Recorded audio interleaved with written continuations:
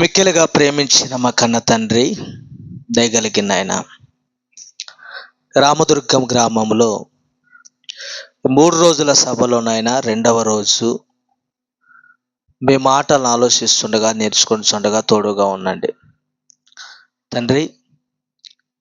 ముందు తొలి పలుకుల్లోనైనా మీ పిల్లలు మంచి మాటలు అందించారు. మరి కొద్దిసేపు మేము నేర్చుకుంటుండగా మీ మాటలు మాకు అనుగ్రహించమని మీ కుమారుడు మా రక్షకుడైన యేసుక్రీస్తు నామములో ప్రార్థన అడుగుచున్నాం తండ్రి, ఆమేన్. ఆమేన్. కూడి వచ్చిన దేవుని పిల్లలైన ప్రతి ఒక్కరికి, వేదిక పైన అలంకరించిన మా తోటి జత పని వారైన ప్రతి ఒక్కరికి ప్రభు పేరిట శుభములు తెలియజేసుకుంటున్నాను. ఓకే, మంచిదండి. క్రిస్మస్ సువార్త సభల్లో మనం ఎన్నో విలువైన మాటలు నేర్చుకుంటున్నాం. ఇక ఈరోజు కూడా అంటరానితనాన్ని అంతం చేస్తున్న క్రీస్తు, అంటరానితనాన్ని అంతం చేస్తున్న క్రీస్తు. అండ్ అంటరానితనము ఈరోజు ప్రపంచాన్ని పీడిస్తుంది. అంటరానితనం ఒక వైరస్ మాదిరిగా, ఒక రోగం మాదిరిగా ఈరోజు మనుషులు ప్రేమలు లేవు, తోటి మనిషి అని కరుణ లేకుండా ఈరోజు అంటరానితనముతో ఈరోజు ఎందరినో హతమారుస్తున్నారు. ఈరోజు టెక్నాలజీ ఎంత పెరిగిపోయినా, ఈరోజు టెక్నాలజీ 5G నడుస్తుంది ప్రజెంట్. అంటే 5G టెక్నాలజీ పెరిగినా, మనిషి అంతరిక్షాల్లోనికి వెళ్ళొచ్చిన మొదటి మాటల్లో మనం విన్నాం కదా, అంతరిక్ష ప్రయాణము చేసినప్పటికీ, వేరే గ్రహాల్లో మనిషి ప్రయాణిస్తున్నప్పటికీ, కానీ ఈరోజు ప్రపంచంలో ఈ కుల వ్యవస్థ, అంటరానితనం అనేది ఇప్పటికీ ఉంది. అందులో ఎక్కువగా మన భారతదేశంలో ఎక్కువగా ఉంది అంటరానితనం అనేది. ఏంటి? అంటరానితనాన్ని అంతము చేస్తున్న క్రీస్తు. యేసుక్రీస్తుల వారు ఏమైనా అంటరానితనాన్ని గురించి మాట్లాడా? ఈ సమాజాన్ని ప్రేమించాడా? సమానత్వం ఏమైనా చూపాడా? ఈరోజు లోకంలో ఎందరో అగ్రవర్ణ కులాలని, తక్కువ కులాలని, కింది స్థాయి వాళ్ళని ఎంతో నీచంగా చూస్తున్నారు. కొందరైతే ఇదిగో శిరస్సు నుంచి వచ్చిన వారు, తల నుంచి వచ్చిన వారు కనుక వాళ్ళు అగ్రవర్ణ కులాలు, ఉదరం నుంచి వచ్చిన వాళ్ళు వీళ్ళు కూడా ఉన్నతమైన కులాలు, ఇదిగో పాదాల నుంచి వచ్చిన వారు ఉన్నారే శూద్రులని, తక్కువ కులమని, బడుగు బలహీన వర్గాలని ఈరోజు సమాజము, ప్రపంచమంతా చాలా ఘోరంగా చూస్తుంది.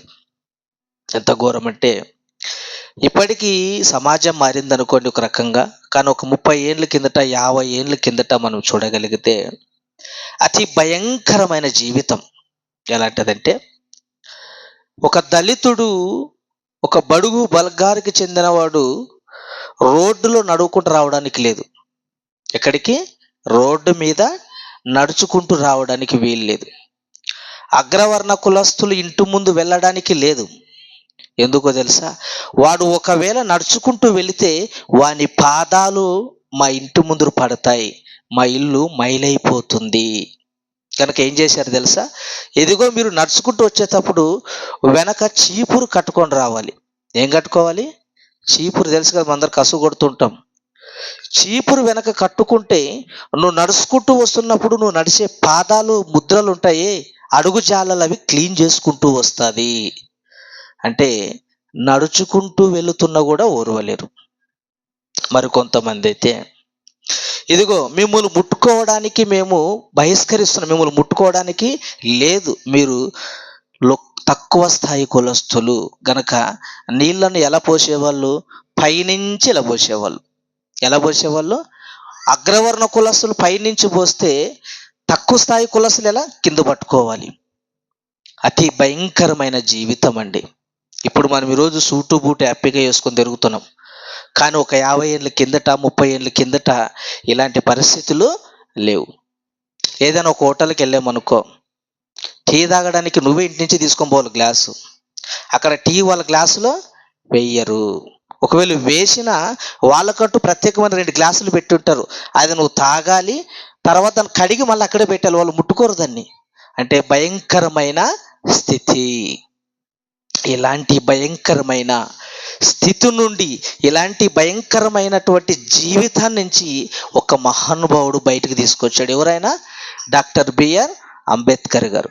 నిజంగా మహానుభావుడు, ఆ గొప్ప మేధావిగిన ఒకవేళ పుట్టకపోయింటే ఇప్పటికీ బలుగు బలహీన వర్గాలు నాటికి ఉన్నటువంటి పరిస్థితులు నేటికి కూడా ఉండేవి. నిజంగా మహానుభావుడికి ఎంత శ్రమలు అనుభవించాడంటే అన్ని బాధలు పట్టాడు.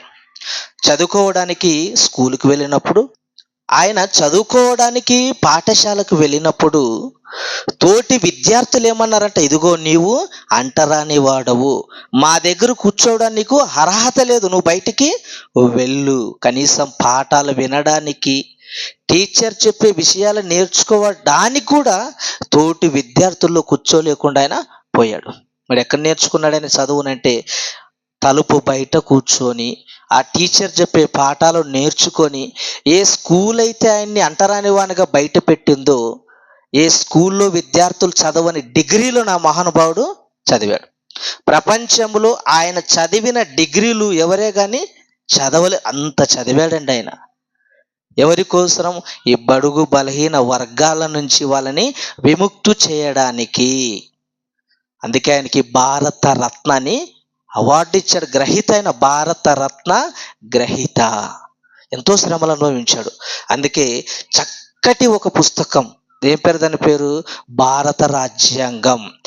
దాన్ని రాయబట్టే ఈరోజు అంతో ఇంతో బడుగు బలహీన వర్గాల వాళ్ళు అధికారాల్లో కూర్చుంటున్నారు, మంచి జాబుల్లోకి వెళ్ళగలుగుతున్నారు, మంచి ఉద్యోగాలు చేయగలుగుతున్నారు, మంచి స్థాయిలో ఈరోజు ఉండగలుగుతున్నారు. కారణం ఆ మహానుభావుడు రావడం వల్ల. అయితే భయంకరమైన స్థితి అండి, భయంకరమైన స్థితి. ఎలాంటి పరిస్థితితో మనం 2 చూపిస్తా చూడండి ఒకసారి. मैं स्कूल में कभी खाना नहीं खाता, बाकी बच्चे अशुद्ध हो जाते मेरी वजह से, इसलिए सब एक साथ बैठते, मुझे अलग बैठना पड़ता है अकेले, इसलिए मैं जाता नहीं, मुझे शर्म आती है। मैं उनके साथ बैठूं तो वो అంటే ఈరోజు స్కూల్లో కూడా ఏమొచ్చిందంటే కుల వ్యవస్థ వచ్చింది. ఇదిగో వంట వండేవారు తక్కువ స్థాయి కులస్తురాలు గనక ఈమె వండితే మేము తినము. స్కూల్లో పిల్లలు ఏమంటున్నారు తెలుసా? అగ్రవర్ణ కులాలకు చెందినవారు, ఇదిగో ఆ వంట మనిషి ఉంది, ఆమె తక్కువ స్థాయి కులస్తురాలు గనక ఆమె వండితే మేము తినము, ఆమెనైనా మార్చండి, మేము స్కూల్ అయినా మారిపోతాము. చిన్నపిల్లలు అండి, పెద్దవాళ్ళు అనుకుంటే పొరపాటు, కానీ ఈరోజు చిన్న పిల్లల్లోనే కుల వ్యవస్థ నాటికిపోయింది. కుల వ్యవస్థ నాటికిపోయింది. చూపిస్తాను, లైట్ ఏం ఆఫ్ చేద్దు. చూడండి, గుర్రం పైన తిరగాడని దళితుణ్ణి చంపేశారు. ఏం చేశాడంట పిల్లోడు? తక్కువ స్థాయికి చెందినటువంటి కుర్రవాడు గుర్రం మీద తిరిగినందుకు ఏం చేశారంట అగ్రవర్ణ కులస్తులు? చంపేశారు. అతి భయంకరమైన జీవితం అండి. మరో న్యూస్ పేపర్లో చూశాను, ఏంటో తెలుసా? ఒక ఆమె బావిలో నీళ్లు తోడుకున్నందుకు ఏం చేశారంటే అగ్రవర్ణ కులస్తులు ఆమెను కుక్కని కొట్టినట్లు కొట్టి చంపేశారు. ఎందుకోసరము? బావిలో నీళ్లు నువ్వు ముడతావా? ఆ నీళ్లు ముడితే మైలైపోతుంది, మేము తాగము గనక ఎంత పని చేశావే అని ఏం చేశారు? ఆమెని కుక్కను కొట్టినట్లు కొట్టేశారు. కొట్టారండి. ఇంకోటి చూపిస్తా చూడు. కొబ్బరికాయ కొట్టబోతే దళిత మహిళ జుట్టు పట్టి కొట్టిన అగ్ర కులస్తులు. ఏం చేసిందంటే ఆమె కొబ్బరికాయ ముట్టుకుందంటే, కొబ్బరి చెట్టుకి కొబ్బరికాయ తెంపుకోవడానికి పోయింది, ముట్టుకుంటుందంటే ముట్టుకోగానే ఏం చేశారు? కుక్కను కొట్టినట్లు కొట్టేశారు. ఇది భయంకరమైన పరిస్థితి అండి. ఇలాంటి భయంకరమైన పరిస్థితి నేటికి ఉంది, ఒకనాడు కూడా ఉందండి. నిజంగా మనం ఒక్కొక్కటిగా బైబిల్ ఆలోచన చేయగలిగితే ప్రియులారా, ఈరోజు ఈ కుల వ్యవస్థ అనేది ఇప్పటికీ ఉంది. అందుకే చాలామంది కొన్ని పార్టీలు ఏం చేస్తున్నారంటే ఈ భారత రాజ్యాంగాన్ని మారుస్తే సరిపోతుంది అని ఒక ఆలోచన చేస్తున్నారు. దేన్ని మారుస్తారంట? రాజ్యాంగాన్ని మారుస్తారంట. అంటే మనం ఎదుగుతుంటే వాళ్ళు ఓర్చుకోలేకపోతున్నారు. ఏంటి, బైబిల్ గ్రంథములో కూడా అంటరానితనం అనేది ఉంది. ఎక్కడుందంటే యూదులకి సమరయులకి పడదు. యూదులు నిష్టగా ఉంటారు, సమరయులు అంటరాని వాళ్ళు గనక ఊరు బయట పెట్టారు. అలా ఊరు బయట పెట్టిన ఈ సమరయులని యేసుక్రీస్తు వారు ఏం చేశాడో చూడగలిగితే, యోహాను సువార్త 4వ అధ్యాయము 9వ వచనం. యోహాను సువార్త 4వ అధ్యాయం 9వ వచనం. ఆ సమరయ స్త్రీ, యూదుడువైన నీవు, చూడండి, యూదుడువైన నీవు అంటే యేసుక్రీస్తు వారు ఎవరు? ఒక యూదుడు. ఏంటి యూదుడు? యూదుడు. యూదుడువైన నీవు సమర స్త్రీనైన నన్ను దాహమునకిమ్మని ఎలాగడుగుచున్నావు అంటే యేసుక్రీస్తు వారు ఏం చేశాడంట? దాహం వేసింది. దానికి దాహమే కానీ మధ్యాహ్నం అయింది కనుక దాహం వేసింది, నీళ్లు తాగదామని ఒక బావి దగ్గరికి వెళ్ళాడు. ఎక్కడికి వెళ్ళాడు ఆయన? ఒక బావి దగ్గరికి వెళితే నీళ్లు మనం అక్కడ యేసుక్రీస్తు వారు వెళ్ళే సమయానికి ఒక స్త్రీ నీళ్లు తోడుకోవడానికి వచ్చిందంట. రాగానే వచ్చిన ఆమె ఎవరు? సమరయ స్త్రీ. సమరయులు వాళ్ళు. సమరయులు అంటే అంటరాని వాళ్ళు. యూదులు ఎలా ఉంటారంట? సమరయుల్ని ముట్టుకోరు, సమరయుల దగ్గర సహవాసం చెయ్యరు. కానీ యేసుక్రీస్తు వారు ఎవరు? ఒక యూదుడు. యేసుక్రీస్తు వారు రాగానే ఆ సమర స్త్రీ ఏమంది? యూదుడు అయిన నీవు సమరస్త్రీ అయిన నన్ను దాహమునకిమ్మని నువ్వు ఎలాగ అడుగుచున్నావయ్యా? నీకు తెలుసు కదా, నీకు తెలుసు కదా యూదులు మాతో మాట్లాడరని, యూదులు మాతో ముట్టుకోరని, యూదులు మాతో సహవాసం చేయరని, యూదులు మమ్మల్ని దూరం పెడతారని నీకు తెలుసు కదా, నువ్వెందుకు నీళ్ళు అడుగుతున్నావు? బా, యేసుక్రీస్తు వారు ఇదిగో ఈమె సమరయురాలని, ఈమె అంటరాని దానని వదిలిపెట్టాడా? వదిలిపెట్టలేదండి. అంటే యేసుక్రీస్తుల వారు ఒక సమరయ స్త్రీని, ఆమె జీవితాన్ని మార్చాడు. ఆమె జీవితం ఎలాంటి తెలుసా? భయంకరమైన జీవితం ఆమెది. అంటరానితనంలో సమరయులుగా ఉన్న ఆమె 5 మంది భర్తలు మార్చిందట. ఎంతమందిని? 5 మందిని. ఇప్పుడు ఉండేవాడు 6వ వాడు. అంటే ఇంత భయంకరమైన పరిస్థితిలో ఉన్న ఆమెను మార్చాడంటే యేసుక్రీస్తు వారు గొప్పోడా కాదా? చాలా గొప్పోడండి. ఆమె దగ్గరకు పోయాడు, అమ్మా నాకు నీళ్ళు ఇస్తావని అడిగాడు. అంటే నీళ్ళు ఇస్తావని అడిగాడంటే సమానత్వాన్ని చూపుతున్నాడు ఆయన అక్కడ. అంటరాని తనాన్ని ఏం చేస్తున్నాడు? అంతము చేస్తున్నాడు. అంటరాని తనం ఏమీ లేదు, అందరూ సమానమే. అమ్మా నాకు నీళ్ళు ఇస్తావా అని ఆమెను మనస్సును మార్చాడండి. అంటే యేసుక్రీస్తు వారు అంటరాని తనాన్ని అంతం చేస్తున్నాడు. ఇంకొక మాట చూడండి. ఇంకొక మాట లూకాసు వార్త 19వ అధ్యాయం 7వ వచనం. లూకాసు వార్త 19వ అధ్యాయము 7వ వచనం. అందరూ అది చూచి ఈయన పాపి అయిన మనుష్యుని యొద్ద బస చేయ వెళ్ళెనని చాలా సనుక్కొనిరి. ఎవరైనా? జక్కయ్య, పొట్టి జక్కని చదువుకున్నామే, ఆ జక్కయ్య గారంట ఎవరైనా సుంకరి అంటే ఎవరు? పాపులు. అంటే యూదులు సుంకరులను ఏం చేశారంట? దూరం పెట్టేవాళ్ళు, వాళ్ళను ముట్టుకునే వాళ్ళు కాదు. ఏంటి? వాళ్ళని తాకేవాళ్ళు కాదు, వాళ్ళ ఇంటిలోనికి వెళ్ళే వాళ్ళు కాదు. కానీ జక్క ఇంటికి ఎవరు వెళ్ళారు? యేసుక్రీస్తు వారు. జక్కయ్యతో ఏమన్నాడు? ఇదిగో నాయన జక్కయ్య, నేడు నేను నీ ఇంట బస చేయవలసి ఉన్నది. అంటే యేసుక్రీస్తు ఎవరింటికి వెళ్ళాలని సిద్ధపడ్డాడు? జక్కయ్య ఇంటికి వెళ్ళాలనుకున్నాడు. ఎప్పుడైతే జక్కయ్య ఇంటికి వెళ్ళాలనుకున్నాడో ఆయన తోటి ఉన్నటువంటి యూదులు అందరూ సనుక్కున్నారంటే ఏమని? ఈయనెందుకు ఆయన ఇంటికి వెళ్తున్నాడు? ఆయన అంటరాని వాడు కదా, ఏంటి ఆయన పాపి కదా, ఆయన ఇంటికి ఈయనెందుకు వెళుతున్నాడని సనుక్కున్నారంట. చదవండి. 8వ వచనం, అది కాదు, కింద మాట 10వ వచనం చదవండి. 10వ వచనం. నశించిన దానిని వెదకి రక్షించుటకు మనుష్య కుమారుడు వచ్చెనని అతనితో చెప్పెను. నశించిన వారినండి రక్షించడానికి యేసుక్రీస్తు లోకానికి వచ్చాడు. 2000 సంవత్సరాల క్రితమే ఆ మహానుభావుడు రాక వెనకాలేంటో తెలుసా? నశించిన వారిని వెదకి రక్షించుటకు, పాపములో ఉన్న వారిని రక్షించడానికి వచ్చాడు. అంటరాని తనముతో బాధపడుతున్న వాళ్ళు, ఊరికి బయట పెట్టి వెలివేయబడిన వారిని సమానము చేయడానికి ఆ మహానుభావుడు వచ్చాడు. అందుకేనండి జక్కయ్య దగ్గర ఎప్పుడైతే యేసుక్రీస్తు వారు వెళ్ళాడో జక్కయ్య మారిపోయాడు. ఎలా మారిపోయాడనా? ఇదిగో ప్రభువా, నేను అతి భయంకరమైన లంచగొండిని, అవినీతి పరుణ్ణి, ధనాన్ని ఎక్కువగా దోచుకున్నవాణ్ణి. అయితే ఎవరి దగ్గర అయితే అన్యాయంగా తీసుకున్నానో అతనికి 4 వంతులు చెల్లిస్తాను. ఎన్నొంతులంట? 4 రెట్లు. అంటే జక్కయ్య మారిపోయాడా? మారిపోయాడండి జక్కయ్య.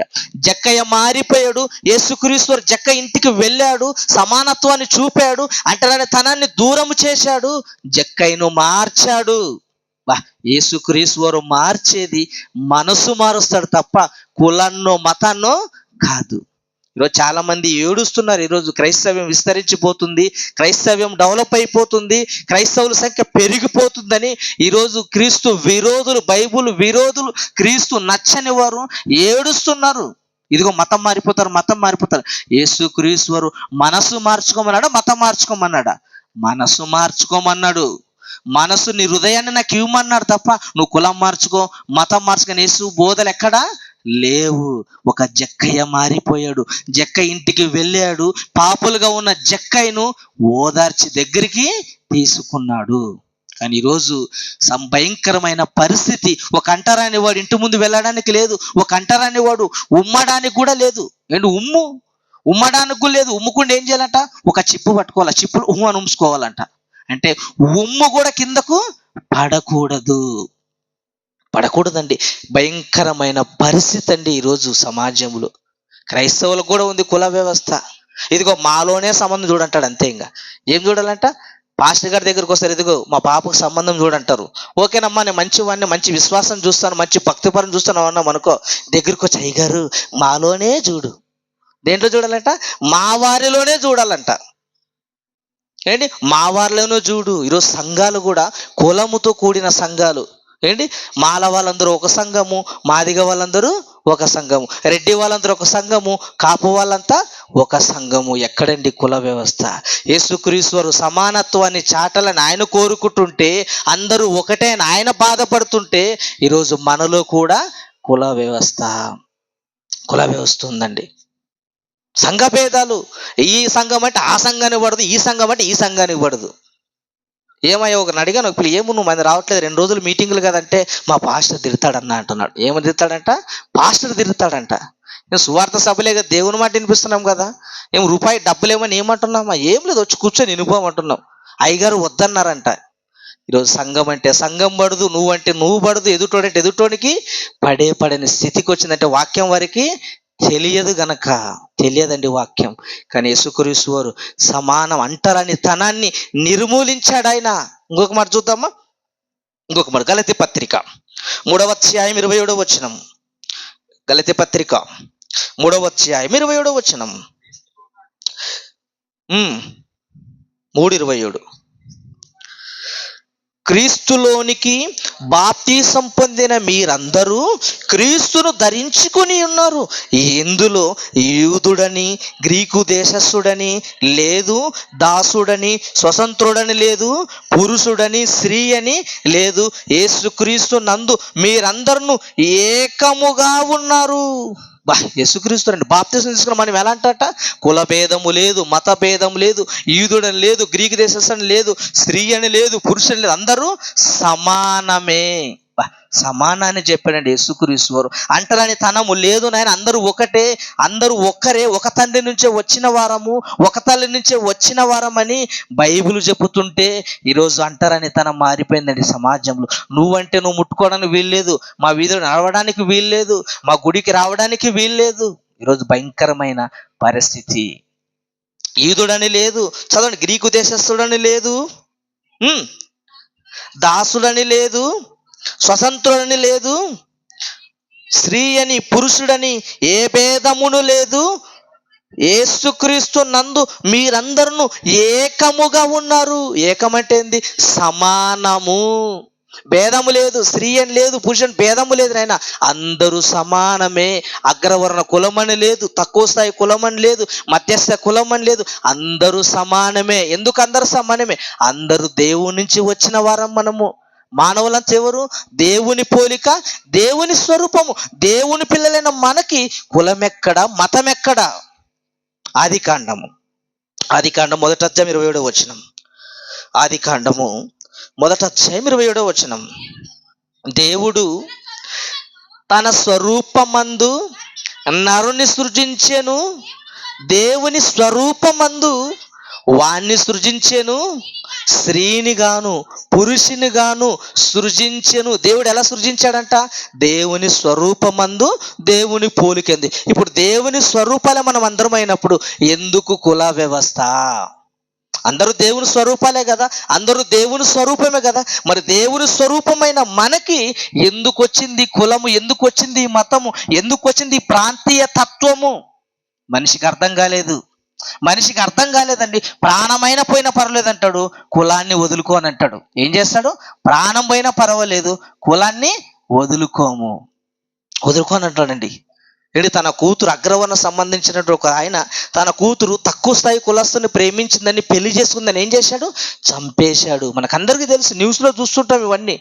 అంటే పరువు కోసరం, పేరు కోసరం చంపనైనా చంపుతాడు, చావనైనా చేస్తాడు, కానీ కులాన్ని మాత్రము వదిలేదే లేదంటాడు. అంతే, ఇంకా నేను వదిలేదే లేదంటున్నాడు. అతి భయంకరమైన పరిస్థితి అండి. మనమందరూ దేవుని స్వరూపము, దేవుని పోలిక అండి. ఏంటి, ప్రపంచ జనాభంతా ఒక తండ్రి నుంచే వచ్చామండి. అపోస్తుల కార్యములు 17వ అధ్యాయము, అపోస్తుల కార్యములు 17వ అధ్యాయం 26వ వచనం. అపోస్తుల కార్యములు 17వ అధ్యాయం 26వ వచనం. మరియు యావత్తు భూమి మీద కాపురముండుటకు ఆయన ఒకని నుండి ప్రతి జాతి మనుషులను సృష్టించి, ఒకని నుండి ప్రతి జాతి మనుషులను. ఒకడు ఆదాము గారు. ఆదాము నుంచి, ఒకడైన ఆదాము నుంచి ప్రతి జాతి మనుషులు వచ్చారు. జాతి అంటే కులము కాదు. ఒకని నుండి వచ్చారు. మనం అందరం చామంచాయ కలర్లో ఉంటాం. నీగ్రో వాడు, అమెరికా వాడు చూసామనుకో ఎలా ఉంటాడు? ముఖమే కలగా ఉంటుంది, నల్లగా ఉంటాడు. జపాన్ చూసామనుకో ఎలా ఉంటాడు? కళ్ళు ఉన్నాయో లేదో కూడా తెలియదు. అంటే జాతి అంటే ఆయా ప్రాంతాల నుంచి చూసిన వాళ్ళు వాతావరణం బట్టి అలా ఉన్నారు. అంటే మనుషులందరూ ఎలా వచ్చారంట? ఒకని నుండి వచ్చాము. ఒకరి నుండి, ప్రపంచ జనాభంతా ఒకరి నుండి వచ్చారు. ఆ ఒకడే తొలి మానవుడైన ఆదాములో నుండి వచ్చిన వారం మనము. ఆదాము నుంచి వచ్చామండి. ఒకసారి ఆలోచిద్దాం. నేను ఈ భూమి మీదకి రాకమునుపు ఎక్కడున్నాను? తల్లి గర్భములో ఉన్నాను. నేను భూమి మీదకి రాక మునుపు తల్లి గర్భములో ఉన్నాను. తల్లి గర్భంలోకి రాకమునుపు ఎక్కడున్నాను? నా తండ్రి గర్భములో ఉన్నాను. నా తండ్రి గర్భంలో రాకముందు ఎక్కడున్నాను? నా తాత ముత్తాతలు అలా వెనుక్కు వెళితే చివరికి ఎక్కడికి వెళ్ళిపోతాం మనం అందరము? ఒకడైన ఆదాములోనికి వెళుతామా? అయితే వెనక్కి వెళ్ళండి. ఇలాగే నేను రాకముందు నా తల్లిలోకి రాకముందు తండ్రిలో అలా వెనక్కు వెళితే ప్రపంచమంతా ఒక ఆదాము నుంచి వచ్చిన వారే. ఏంటి, ఒక ఆదాము నుంచి వచ్చిన మనకి ఎందుకండి ఈ కులము? సహోదరులు అందరం ఒక తండ్రి నుంచే వచ్చామంటే అన్నదమ్ములమే కదా. ఎందుకు ఈరోజు నువ్వంటే పడదు, నువ్వు ఎక్కువ కులసు, నువ్వు తక్కువ కులసు అని ఎందుకు చంపుకుంటున్నారు? వాళ్ళకి జ్ఞానము లేక, దేవుని మాటలు తెలియక. అంటే ఒక మనిషి నుంచి మనందరము వచ్చినవాడు. ఆ ఒక మనిషి ఎక్కడి నుంచి వచ్చాడు? ఆదాము దేవుని కుమారుడు. ఆదాము ఎవరు కుమారుడు? దేవుని కుమారుడు. అంటే ప్రపంచమంతా ఒకడైన ఆదాము నుంచి వచ్చినప్పుడు ఆదాము ఎక్కడి నుంచి వచ్చాడు? దేవుని నుండి వచ్చాడు. అంటే మనిషికి ఎందుకండి కులము? ప్రియులారా, కనుక దేవునికే లేని గుణము ఈరోజు మనిషికి ఎందుకు? అంటే ఈరోజు మనిషి కులములో, మతములో ఈరోజు మనిషి కొట్టుకు చస్తున్నాడు. కారణం, ఒక మనిషి నుంచి వచ్చా మనందరం ఒకటన్న సంగతి వాళ్ళకి తెలియదు గనక. ఆది కాండం చూడండి, ఒక మాట. ఆది కాండము 3వ అధ్యాయం 20వ వచనం. ఆది కాండం 3వ అధ్యాయం 20వ వచనం. ఆది కాండము 3వ అధ్యాయం 20వ వచనం. ఆదాము తన భార్య అయిన ఏలయనగా ఆమె జీవము గల ప్రతి వానికి తల్లి. ఆమె జీవము గల అంటే ప్రతి మనిషి, బ్రతుకుతున్న ప్రతి మనిషి, పుట్టిన ప్రతి మనిషికి తల్లి ఎవరంట? అవ్వ. అందరూ ఒక మనిషి నుంచి వచ్చామే, ఆదాము నుంచి. ఆదాము గారి భార్య హవ్వ.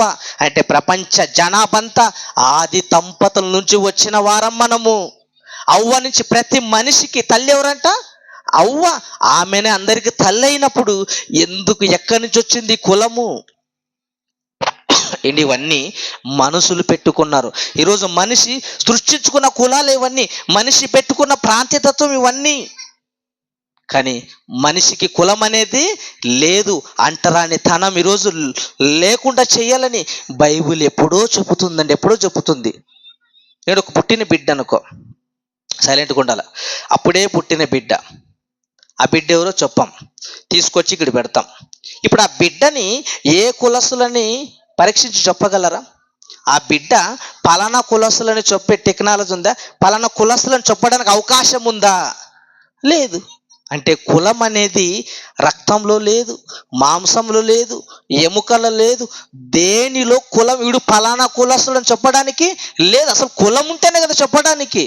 కొందరు ఉన్నారు, యూట్యూబ్లో చూశాను, మా రక్తం అండి, మా కులస్థ రక్తం సపరేట్ అండి అంటుంటాడు. పిచ్చోడు వాడు. ఏంటి మా రక్తం అంట, మా కులస్తులందరూ రక్తం సపరేట్ అంటున్నాడు, కలర్ మారింది అంటున్నాడు మళ్ళీ విచిత్రంగా. ఏంటి మనిషి ఈరోజు మనిషి కులములో మునిగిపోతున్నాడు.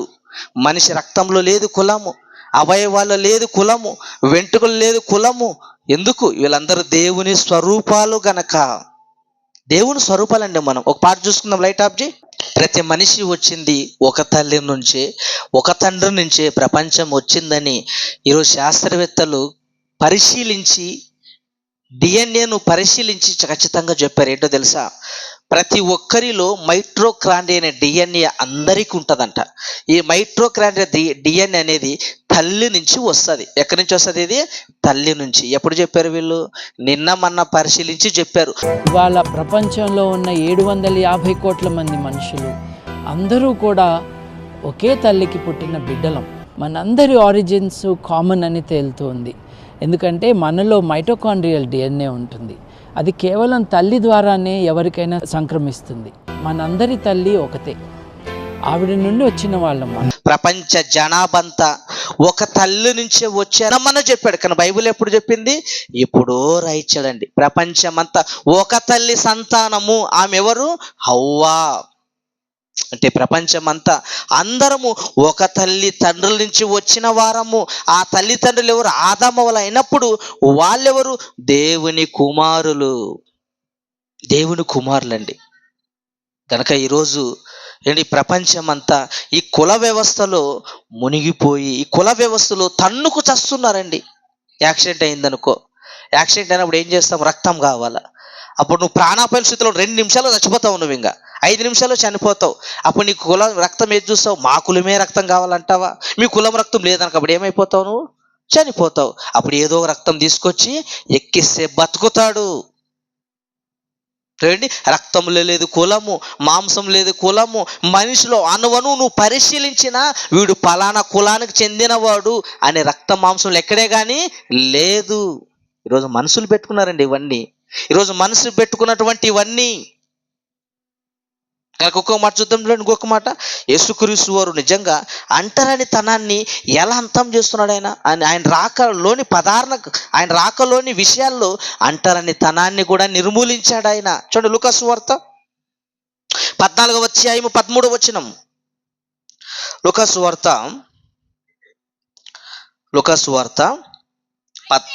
14వ అధ్యాయము 13వ వచనం. అయితే నీవు విందు చేయనప్పుడు బీదలను, అంగహీనులను, కుంటివారులను, గుడ్డివారులను పిలువుము. యేసుక్రీస్తు ఏమంటున్నాడు? అందరిని పిలువండి. ఎక్కడికి? భోజనానికి. ఇదిగో భోజనం చేయడానికి అందరినీ పిలవండి. కుల భేదము లేదు, మత భేదము లేదు, అందరినీ పిలవండి. ఎక్కడికి? భోజనం చేయడానికి అందరినీ రమ్మన్నాడు. కానీ ఈరోజు సమాజము భోజనం చేయడానికి మావాడే ఉండాలి, వేరేవాడు వస్తే ఒప్పుకోరు. వేరే కులస్తుడు వచ్చి భోజనం చేస్తే నువ్వు తినడానికి లేదు, ఇక్కడ నువ్వు లేచిపోంటున్నారు. కానీ యేసుక్రీస్తు ఏమన్నాడు? అందరినీ పిలవండి. కుల భేదము లేదు, మత భేదము లేదు, ఏమీ లేదు, అందరూ సమానమైన ఆయన. అందరు పిలవండి అని భోజనానికి పిలుస్తున్నాడు. కింద మరి చదవండి, 15వ వచనం. 15వ వచనం. ఆయనతో కూడా భోజన పంక్తిని కూర్చుండిన వారిలో ఒకడి మాటలు విని దేవుని రాజ్యములో భోజనము చేయువాడు ధన్యుడని ఆయనతో చెప్పగా, అంటే యేసుక్రీస్తు ఏం చేశాడంట? అందరితో కూర్చున్నాడు. అందరితో కూర్చున్నాడా? అందరితో కూర్చున్నాడండి. అగ్రవర్ణాలు కూర్చున్న దగ్గర నువ్వు పోయి కూర్చున్నావు అనుకో, కట్ట మీద నేను ఉంచుతారు, అక్కడ ఉంచారు. నువ్వెందుకు కూర్చున్నావురా ఇక్కడ అంటాడు. నువ్వెందుకు కూర్చున్నావు ఇక్కడ, టవల్తో శుభ్రపరిచి పో అంటారు. కానీ యేసుక్రీస్తు వారు అందరితో కూర్చున్నాడు, అందరితో తిరిగినాడు, అందరితో కూర్చొని భోజనం చేశాడు ఆయన. అందుకే శాస్త్రులు పరిసరాలు సనుక్కుంటారంటే ఏమని, ఇతడు ఎందుకు పాపలతో కూర్చుంటున్నాడు, ఎందుకు వాళ్ళతో భోజనం చేయించున్నాడని సనుక్కున్నారండి యేసుక్రీస్తు వారి పైన. యేసుక్రీస్తు వారు ఎక్కడే కానీ కులాన్ని పట్టించుకోలేదైనా, కులాన్ని ఎక్కడే కానీ నా కులస్తుడు నువ్వు దూరం కులస్తుడు ఎక్కడే కానీ ఆయన చెప్పలేదు. అందరూ సమానమే, అందరూ రండి, అందరూ కూర్చోండి, భోజనం చేయండి, అందరూ రండి అని ఆహ్వానించాడండి. ఆయన ఆహ్వానించాడు. ఇంకొక మాట చూద్దాం, ఇంకొక మాట.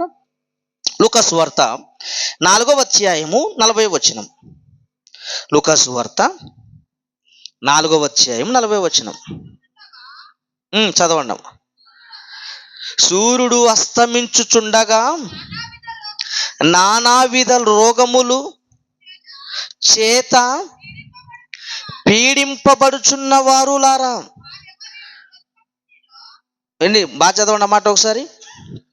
లూకా సువార్త 4వ అధ్యాయము 40వ వచనం.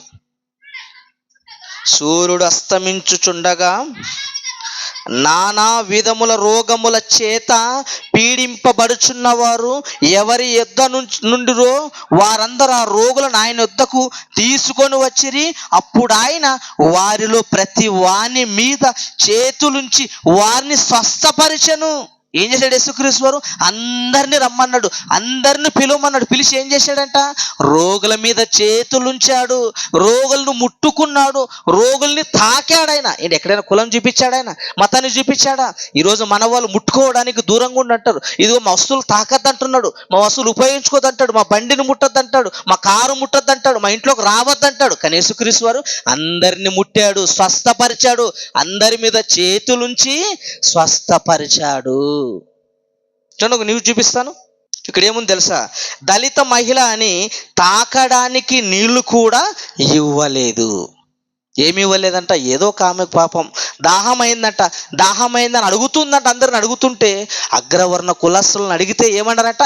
ఈమె దళితురాలు గనక, వంటరాని దాన్ని గనక నీళ్లు కూడా ఇవ్వలేదు. ఏంటండి జీవితం ఇది? అంటే తాకడానికి కూడా ఇష్టపడరా, ముట్టుకోవడానికి కూడా ఇష్టపడరా. కానీ యేసుక్రీస్తు వారు రోగులందరినీ ముట్టాడంట, రోగులందరినీ తాకాడంట. ఆయన ఎంత గొప్పడండి యేసుక్రీస్తు వారు, ఎంత గొప్ప మహనీయుడండి ఆయన యేసుక్రీస్తుల వారు. అందరినీ ముట్టాడు ఆయన, అందరినీ తాకాడు ఆయన, సమానత్వాన్ని చూపాడు ఆయన, అంటలని తనమే లేదన్నాడు ఆయన. చూద్దాం ఇంకొక మాట, చూడండి ఇంకొక మాట, చివరికి ముగించుకుందాం. మార్కు సువార్త 7వ అధ్యాయం 33వ వచనం. యోహాను సువార్త 7వ అధ్యాయం 33వ వచనం. సమూహములో నుండి ఆయన వారిని ఏకాంతముగా తోడుకొని పోయి వాని చెవిలలో తన వేలు పెట్టి ఉమ్మివేసి వాని నాలుక ముట్టి. ఏం చేశాడు యేసుక్రీస్తు వారు? ముందు వాని చెవిలో వేలు పెట్టి. మన చెవిలో మనం వేలు పెట్టుకోవడానికి అసహించుకోమా? మన చెవిలో మన చెయ్యి పెట్టడానికి అసహించుకుంటామే. కానీ యేసుక్రీస్తు వారు ఒక వ్యక్తి చెవిలో ఏలు పెట్టి ఉమ్ము వేసి తన చేయితో నాలుకను ముట్టి. ఏంటండి యేసుక్రీస్తు వారు ఇంత ప్రేమమయుడా? ఆయన మనిషి ముట్టుకున్నాడండి. మనిషిని తాకడమే కాదు, చెవిలో వేలు పెట్టి నాలుకను ముట్టి. ఎవరండి ఇంత గొప్ప మహానుడు ప్రపంచంలో ఉన్నారు చెప్పండి? తాకడానికి ఇష్టపడమే, ముట్టుకోవడానికి ఇష్టపడమే, దూరం పెడతామే. కానీ యేసుక్రీస్తు వారు తాకాడు, ముట్టాడు, నోట్లో ఏలు పెట్టాడు. ఈరోజు గుడిలోనికి వస్తే కొట్టి చంపే వాళ్ళు ఎంతోమంది కనపడుతున్నారు. అగ్రవర్ణ గులంలోకి మీరు రాకూడదు, మీరు వెలివేయబడిన వారు, ఊరు బయట ఉన్నవాళ్ళు, మమ్మల్ని ముట్టుకోవడానికి లేదని ఎంతోమంది హీనంగా చూస్తున్నారండి. కానీ యేసుక్రీస్తు వారు ముట్టాడు, తాకాడు. ఏంటి, వాని నోట్లో ఏలు పెట్టాడు, చెవిలో పెట్టాడు, నాలుకను కూడా ముట్టాడంటే ఎంత గొప్పడండి యేసుక్రీస్తు వారు. మనం ఎందుకు ఆయన నమ్మామో తెలుసా? ఆయన సమానత్వాన్ని చూపే వ్యక్తి, అంటరాని తనము లేదనే వ్యక్తి, అందరిని ఆహ్వానించే వ్యక్తి. మీరు కొందరు రాకూడదు, మీరు కొందరు రాకూడదు, కొందరు పోవాలనడానికి లేదు, అందరూ సమానమే అన్నాడు ఆయన. అందరూ సమానమే అన్నాడండి. ఇంకొక మాట చూద్దాం, ఇంకొక మాట. ఎఫెసీ పత్రిక 3వ అధ్యాయం 6వ వచనం ముగించుకుందాం. ఎఫెసీ పత్రిక 3వ అధ్యాయము 6వ వచనం. ఈ మర్మము ఏదనగా, అన్యజనులు సువార్త వలన క్రీస్తు యేసు నందు యూదులతో పాటు, యూదులు అంటే ఎవరు? వాళ్ళు దేవుని పిల్లలు. ఇశ్రాయేలు అంటే ఎవరు? దేవుని పిల్లలు. అన్యజనులు అంటే ఎవరు? దేవుడు తెలియని వాళ్ళు, దేవుడు ఎరగని వాళ్ళు. అన్యజనులు అంటే మనమే, క్రీస్తులో రాకమునుపు ఉన్నామా అన్యజనులం మనమా? అన్యజనులమైన మనము, చదవమ్మా, క్రీస్తు యేసు నందు యూదులతో పాటు సమాన వారసులుగా ఒక శరీరమందు సాటి అవయవముగా వాగ్దానములు పాలివారై ఉండాలి. ఏంటి? సమానం అండి. యూదుడని లేదు, అన్యజనులు అందరూ సమానంగా చేయడానికే యేసుక్రీస్తు 2000 సంవత్సరాల క్రితం ఈ భూమి మీదకి వచ్చాడు. అదే క్రిస్మస్. క్రీస్తు రాకలోని పరమార్థం ఏంటో తెలుసా? అందరినీ సమానంగా చేయడానికి. అగ్రవర్ణ కులాలని లేదు, తక్కువ స్థాయి కులాలని లేదు, అందరూ సమానమే. సమానమేనండి. సమానం చేయడానికే యేసుక్రీస్తు వారు వచ్చాడు. అద్భుతమైన మాటలు ప్రకటించి, ఇదిగో మీరు కులము లేదు, మతం లేదు, అందరూ సమానమే నాయన బోధించాడండి. మహానుభావుడు బోధించాడు ఆయన. ఈరోజు భయంకరమైన పరిస్థితులు.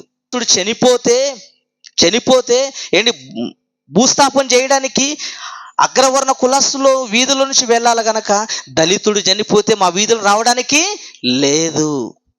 న్యూస్ అండి ఇవన్నీ. ఇదిగో తక్కువ స్థాయి కులం వాడు మా వీధులు రావడానికి లేదు, వాడిని అక్కడే మీరు ఏడా పాతి పెట్టుకోండి, మా ఊరికి రాకూడదు. ఇలాంటి న్యూస్ ఇవన్నీ ఇప్పటికీ ప్రజెంట్ నవ్వు. భయంకరమైన పరిస్థితి అండి. ఇలాంటి భయంకరమైన అంటరాని తనాన్ని ఒకనాడు నిర్మూలించడానికి ఒక మహానుభావుడు పుట్టాడు, డాక్టర్ బిఆర్ అంబేద్కర్. ఆయన లేకపోయింటే ఈరోజు జీవితమే లేదు. కానీ అంతకు ముందే యేసుక్రీస్తు వారు గొప్పగా ఆయన మాటలతో, ప్రసంగాలతో ఆయన వచ్చి అందరి సమానంగా అంటూ, ముడుతూ తాకుతూ అందరిని దగ్గర చేర్చుకున్నాడండి ఆయన.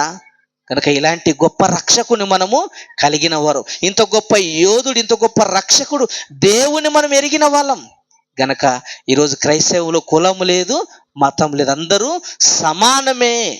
అందరూ సమానం. ఓకేనా? ప్రార్థన చేసుకుందాం. దయగలిగిన మా తండ్రి, కృపగల దేవ, కొన్ని మాటలు మేము ఆలోచించాము నాయన. ఈరోజు అంటరాని తనముతో ఎందరోనైనా బలైపోతున్నారు, ఎందరోనైనా చంపబడుతున్నారు. మీ మాటల ద్వారా ఆదరణ ఇచ్చాం. అందరూ సమానమని మీరు నిరూపించారు నాయన లేఖనాల ద్వారా. మీ కుమారుడు నాయన యేసుక్రీస్తు వారు అందరినీ తాకుతూ ముట్టుకుంటూ అందరూ సమానమే, అందరూ ఒకరి నుండి వచ్చిన వారమని ఎన్నో మాటల ద్వారా మాకు తెలియజేశారు తండ్రి. రేపటి దినం మరిన్ని సంగతులు ఆలోచించడానికి సహాయం చేయండి, నేర్చుకోవడానికి. మీ పిల్లలు మీ మాటలు విన్నారు, జ్ఞాపకం చేసుకోండి. చాలా భయంకరంగా ఉన్నా నేను మీ పిల్లలు ఎంతో ఓపికతో ఉన్నారు, వారు కుటుంబాలు దీవించి ఆశీర్వదించు. మీ కుమారుడు మా రక్షకుడైన యేసుక్రీస్తు నామములో ప్రార్థన అడుగుచున్నాం తండ్రి. ఆమేన్, ఆమేన్.